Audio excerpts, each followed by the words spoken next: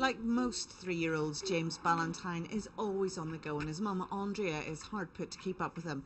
But last year it was a very different story.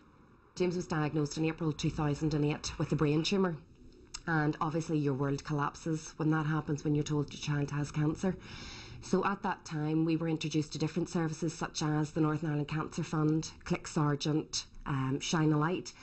With the Click Sergeant, what they offered us was a family support unit, and they sent someone into my house 2 hours a week to do my ironing. And at the beginning you think, you know, I don't need this, I can cope, but I couldn't cope without it.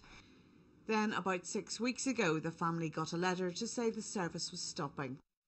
I was devastated, not for myself, because I felt I was starting to cope with that and I could deal with that on my own. But I was devastated for the other families that are going to be diagnosed, because every week in Northern Ireland 2 more children are diagnosed with cancer or leukemia.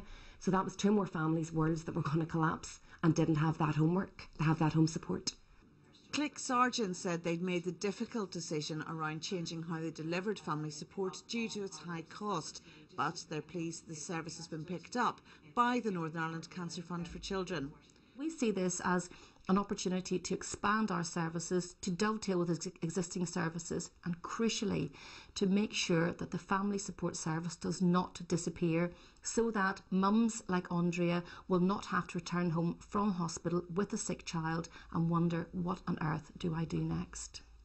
The service will be introduced from the 1st of July, and while there's no doubt it's a lifeline for families here, it's one that Andrea is glad she doesn't have to use anymore, as James is happily now in remission.